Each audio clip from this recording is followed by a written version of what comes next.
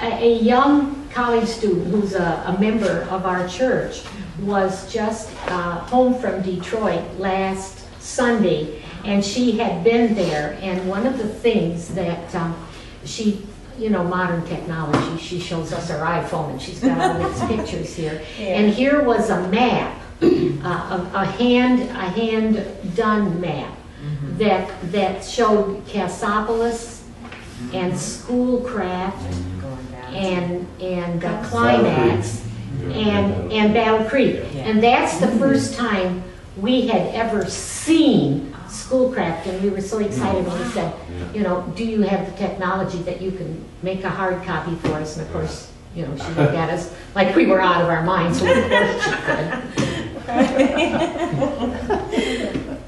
So, I think we should start. Would you like us to start now? Would you like us to start? Sure. All right. Well, as we said before, we are sisters, in case you didn't guess that. My name is Nancy Rafferty.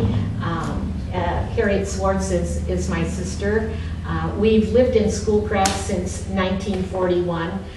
We've been indoctrinated in Schoolcraft history and the Underground Railway House in Schoolcraft since 1941. Our mother wrote a book. She gathered information for over 40 years of the history of 19th century Schoolcraft, and there's a certain amount of information about Schoolcraft's activities on the Underground Railroad. And then when we started our historical society, there we all were, and we've been continuing with that.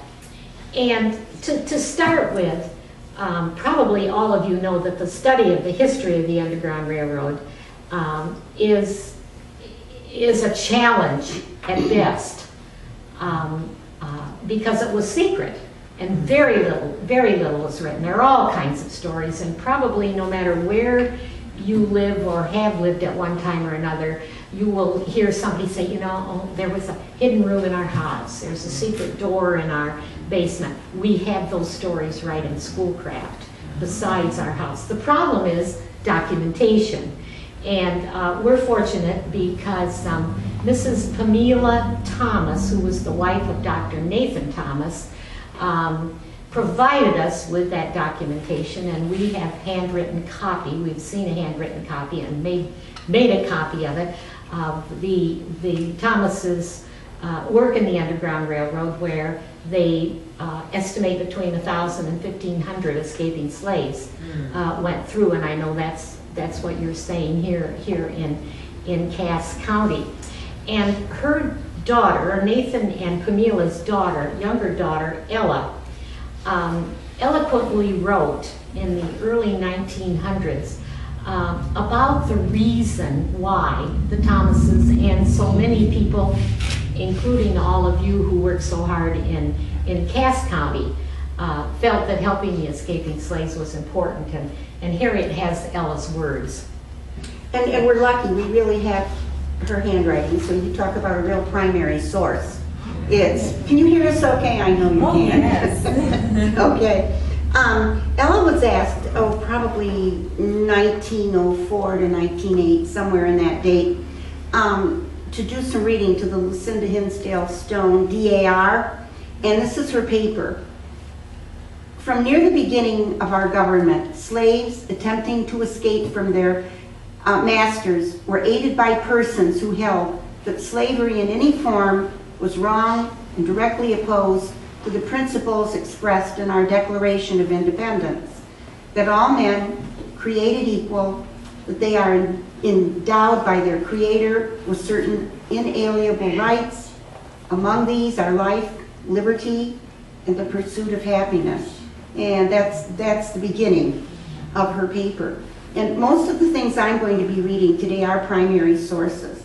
We have something that Nathan wrote. We have Miss Pamela, which they always called her.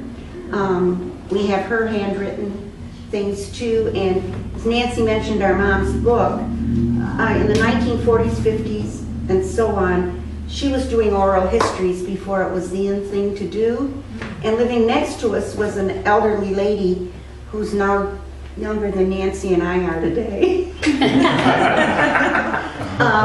who was a good friend of Pamela's and her children, and so we almost consider that a primary source too. Yes, all right.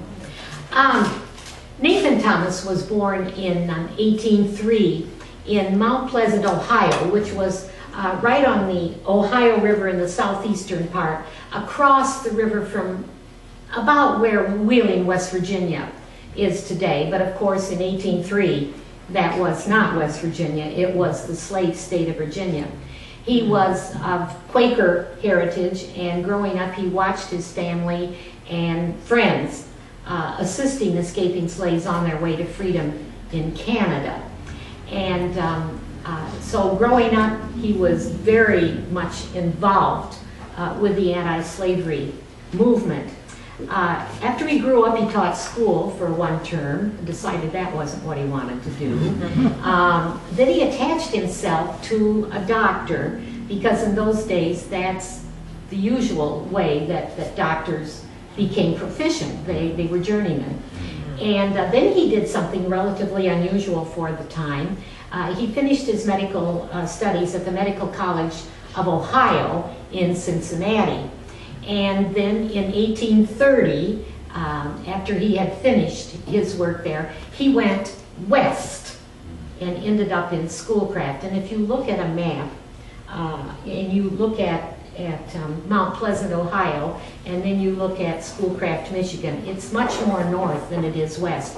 But in those days, Michigan was west at that time. And he arrived in Schoolcraft just about the time that our village began. He was the first doctor, and for a while the only doctor in the whole county.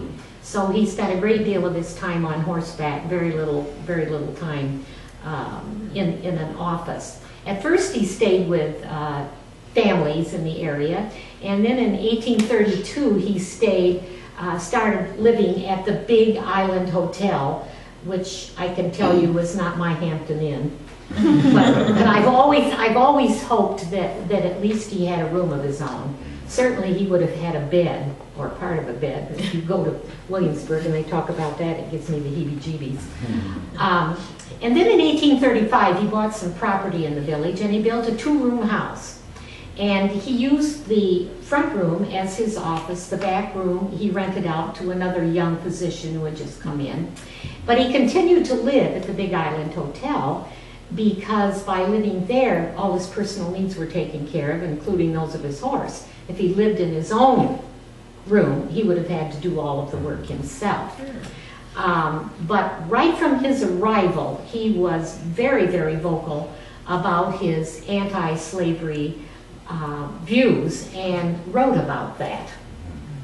In the winter of 1836 and 1837, George Lyon, you know, of course, not many names were written down.